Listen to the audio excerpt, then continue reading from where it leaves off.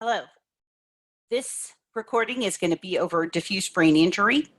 Diffuse axonal injury is widespread damage to the axon fibers in the brain.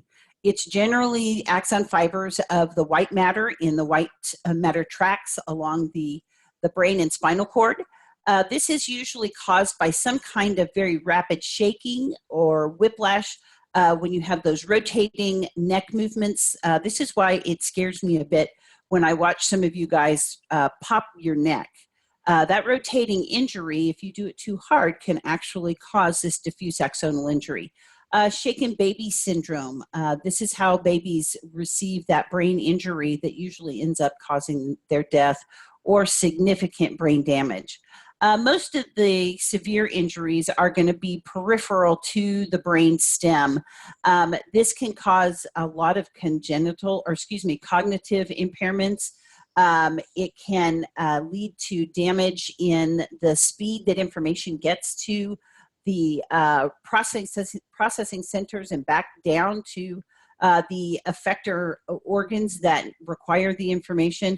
It also can have a direct effect on the individual's attention span. People with diffuse axonal injuries will have a very difficult time paying attention. A lot of times it looks like they're staring off into space when in fact they are not even paying attention to anything that's going on at that point. There are several categories of diffuse brain injury: mild concussion versus classical concussion, mild diffuse axonal injury versus moderate versus severe.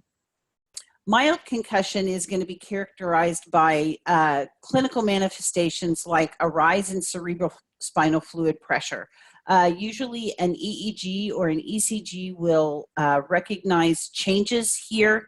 Most of the time, mild concussions are not going to cause any kind of loss of consciousness, but you can see the difference in brain function if you look at them on these kind of clinical testing. Initially, you're going to have states of confusion that can last for several minutes, and this can lead then to something that's called retrograde amnesia, which will be amnesia of any of the events preceding the trauma. You don't remember how it happened. Anti-retrograde amnesia is the lack of any memories, and this may exist transiently. In most cases, it's not going to be permanent, but again, you have the inability to produce any new memories, and so this can lead to some changes in the way that you function on a day-to-day basis. Symptoms are going to be head pain and then some jitteriness, usually kind of this feeling of not feeling themselves, not feeling like they are feeling the way they should. And so this generally will dissipate over time as the brain begins to heal.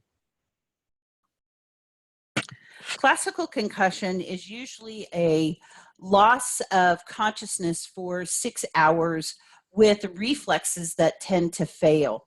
If you go beyond 6 hours, this is becoming more of a clinical severity, which may lead to actually a state of coma.